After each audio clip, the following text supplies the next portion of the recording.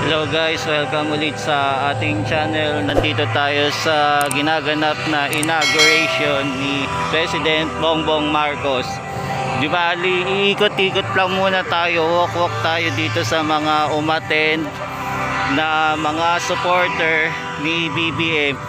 Ayan, medyo kalat yung mga tao, baka siguro yung iba mamaya pa darating. So eto muna, ibahagi muna natin yung mga pumunta dito sa National Museum para masaksihan ang historical event ni President BBM Marcos o ang real name is Ferdinand Romualdez Marcos Jr. Yan, ikot muna tayo, walk muna tayo mga katropa dyan. Let's go.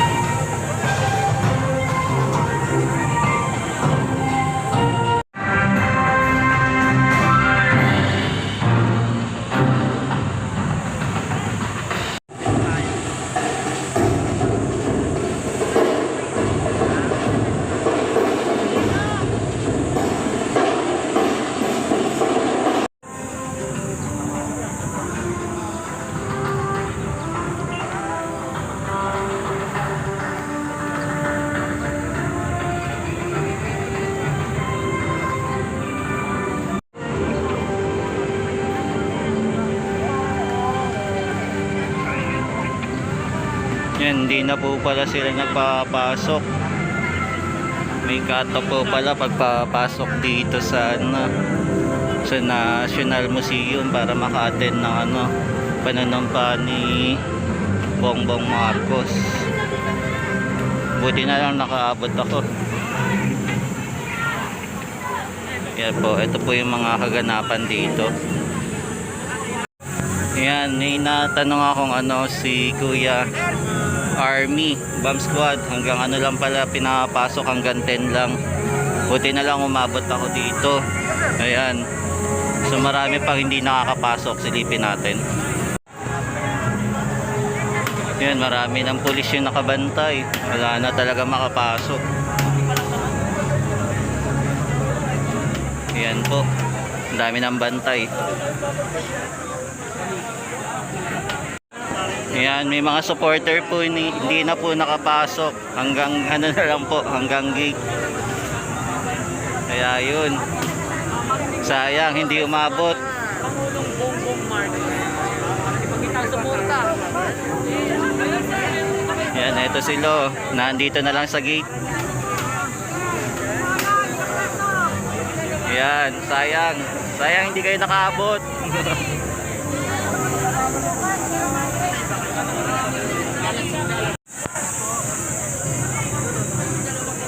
Ayan, yung iba kumakain na.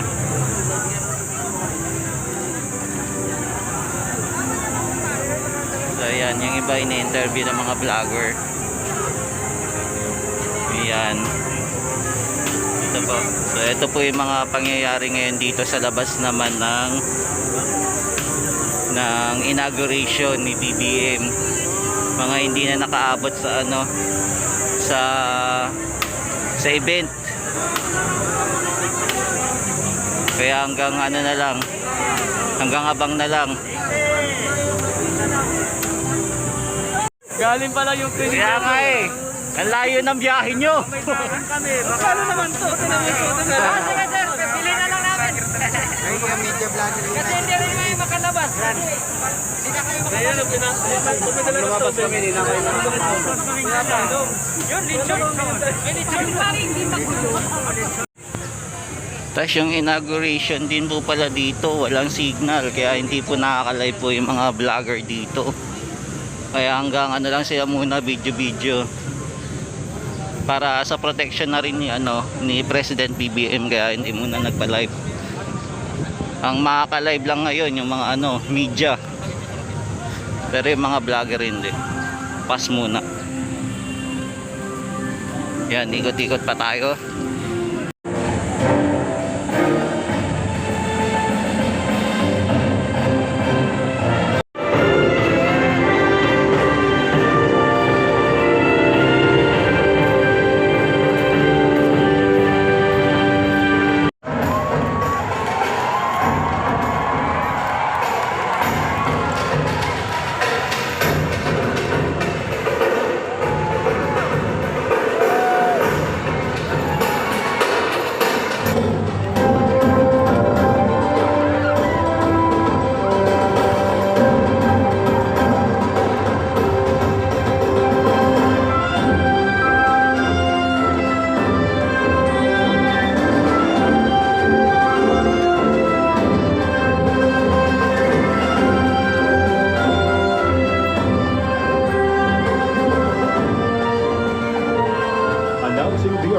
Of President-elect Ferdinand Romualdez Marcos Jr.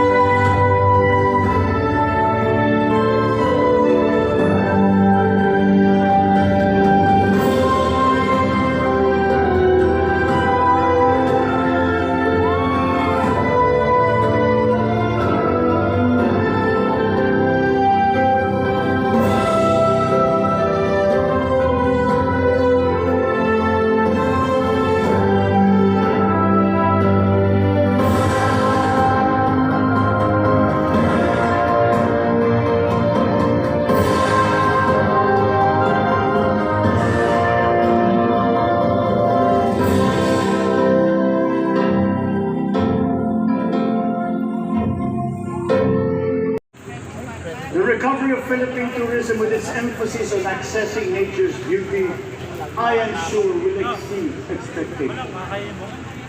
And bigger is not always better, but there's something to be said for economies of scale. And yet the country invites investments in fast-rising industries with quick returns and inflicts irreparable damage for future generations. We have yet to see large-scale practical solutions to pollution, though some are beginning to emerge. But there are tried and proven new ways of mitigation. Blades have been turning over the sand dunes of Ilocos Norte, harnessing a power all around but unseen long before this day. I built them. The rich world talks a great deal but does a lot less about it than those with much less, but who suffer more death and destruction from climate change and lack of adaptation. We will look to our partners and friends to help the Philippines, who, despite having a very small carbon footprint, is at the highest risk. First, spare victims, then help them recover, and move on to lessen the harmful impact of climate change. We too have our part to play. We are the third biggest plastics polluter in the world, but we won't shirk from that responsibility. We will clean up.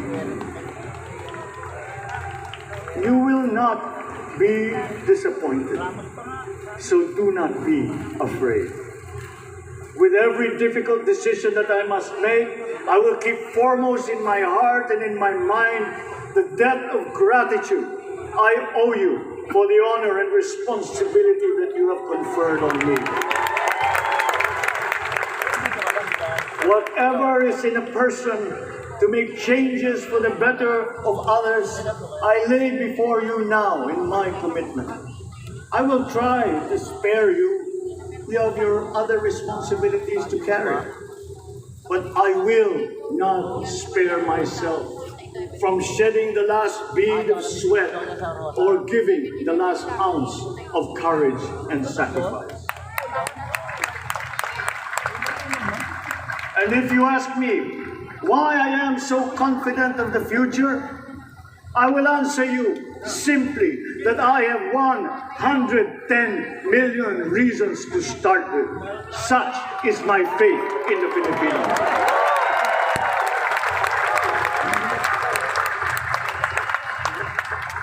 Believe, have hope. The sun also rises like it did today and as it will tomorrow. And as surely as that, we will achieve the country all Filipinos deserve. God bless the Philippines. God bless our work.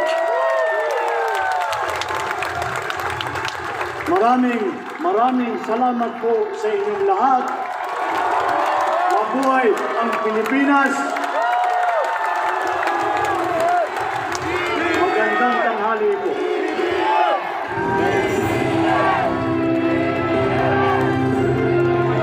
Excellencies, ladies and gentlemen, the President of the Republic of the Philippines, President Ferdinand Romualdez Marcos Jr.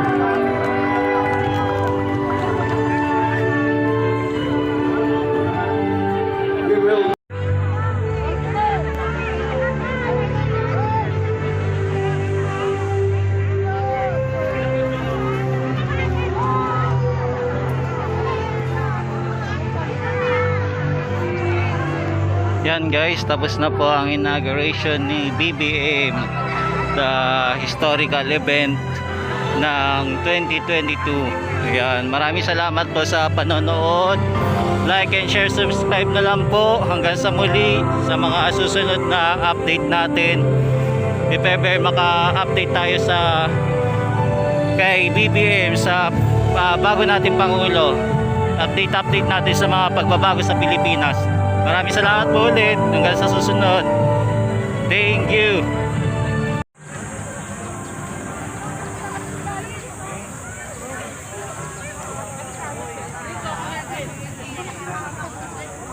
Ito yung mga artillery na ginamit kaganina.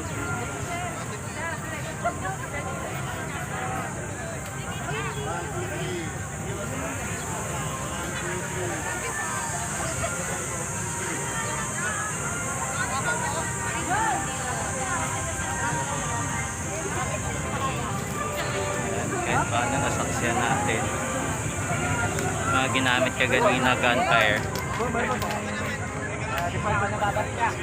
Yan. Update natin.